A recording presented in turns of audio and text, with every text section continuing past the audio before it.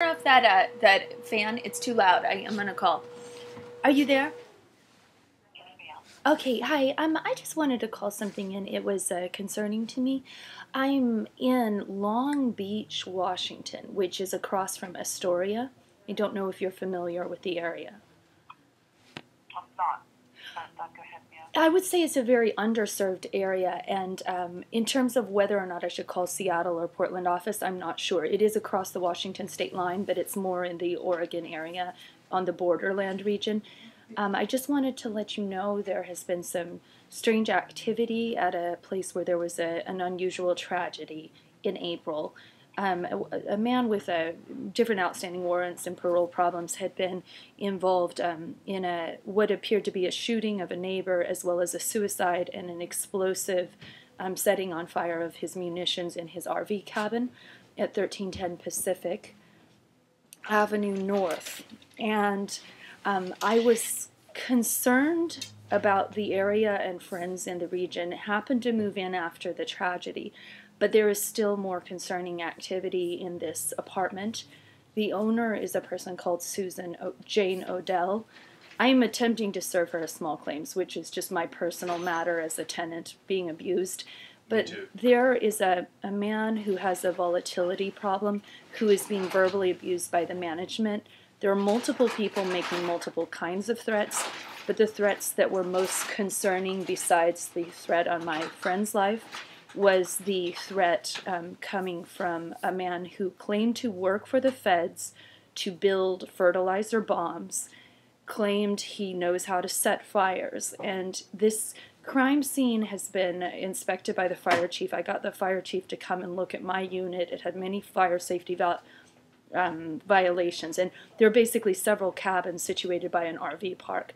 But the man making the threats towards a fertilizer bomb or an arson event, I don't know if he's serious. He appears to be what people might say unhinged or on drugs or a little mentally ill or something like that. But the management itself may be involved in some of the drug running of the meth and that kind of possibly heroin we've heard as well. But their abusing of this disabled man is pushing him over the edge. I hope he calms down, but if something were to happen that were arson or explosion related, I just wanted to be sure that I told you, because it's a little too much information for me. And I've blogged a little bit about it. I'm a very honest and open person. But for me, it's hard to sleep on, and the landlord is a landlord in absentia. She will not give us her phone number. She lives at a secret address. So I would normally want to go straight to that avenue, and law enforcement has been present to supervise some kind of outstanding warrants for this guy and get him into some kind back on probation or something. But I don't know if the threats are real. The threats were issued at a church dinner across from the apartment complex, and he was being made incredibly volatile by a verbal abuse arising from a person called Robin Eaton, who is the manager of the apartment. I saw him as a vulnerable adult, attempted to protect him and walk up right behind him as he's being verbally attacked by this bullying apartment manager, and to also be a witness to what was going on. The second time later that evening, when I felt that things might be escalating to a law enforcement level, I attempted to speak to his disability rights advocate and provide her some cards about the mold inspections and the roaches and the habitability things. And at that point, I was attacked by the apartment manager, Robin, who crushed my knuckles and twisted them, which I filed a police report here with the Long Beach Police. And in terms of my knuckles getting crushed, to me, that's the least of my worries. It was an assault. But what was concerning was that I've tried to approach it from a social services angle as well, calling the Department of Social and Health Services about why are disabled people being abused, why are there so many drugs, why are there known pedophiles, why is there domestic violence, that sort of thing. But specifically the issue of, I used to work for the feds, I know how to build a fertilizer bomb, I can blow this whole thing up, I can set her cabin on fire, blah, blah, blah. That kind of threat. The law enforcement, I think, was so absorbed with the nitty-gritty of just getting him into custody. I do believe he was immediately released according to the Pacific County Register. So I'm not sure that they were aware of that, and I don't know if that's his normal repertoire of just crazy things he says constantly. I found it pretty disturbing. What is your name, ma'am? Mary. Okay, your last name? I don't know. Is it better to leave an anonymous tip, or what do you think? Well, the information is confidential, but we do like to log our calls in just for our own records. But I mean, if you don't want to give your name, that's fine.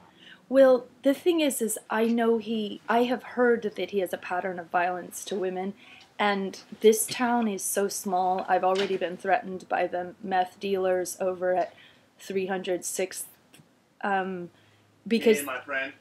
and my friend as well. And for us, we've had so many threats from one of the felons over here is Berardinelli, who had gun silencers down in Portland.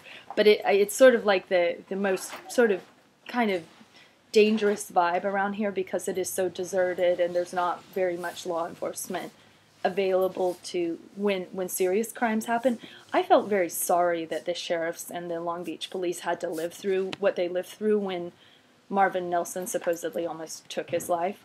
And in some ways, moving in for me was a little bit about trying to heal the community, but also see what exactly is going on. Why did that have to happen? But basically the thing is, there's a lot of drug activity. Nobody calls 911. Things constantly escalate to a dangerous level. And I've called 911 on several of the altercations and problems with screaming people and brawls and women being knocked over. And now I'm being retaliated against really severely and screamed at and shouted, "Get off the property, you need to leave." And the apartment managers crushed my knuckles. We didn't stay there 20 days last month. Yeah. We stayed 9 days there. So, I mean, I'm blogging about it openly. I have nothing to hide. And I just really appreciate the fact that you guys are there and just able to take this information in case there were something. I don't know if you can relay it back to Pacific sheriffs because, in a way, I think I've already been chewed out by the chief of police. It's like, why are you involved in everything? Well, are you still living there? And then he's like, well, I don't want you to get hurt. And he knows it's a dangerous hotspot for crime in this little town.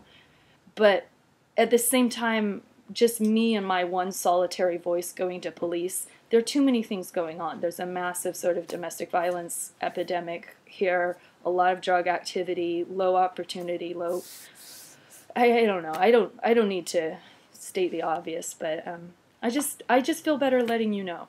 And if you want to talk, send someone over to the property, it's 1310 Pacific Avenue North.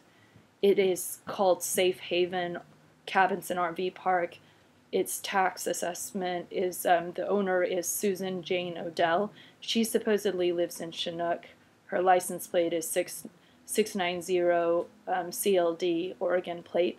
She's basically running this place to the ground, and I would immediately go to her if she made herself available. But because I think those kinds of threats are really intimidating, and I think her apartment manager crushing my hand is just an example of how strange and polluted the atmosphere is. I'm sorry, I'm kind of still a bit traumatized from everything. That's okay. I appreciate you calling with the information, and I will get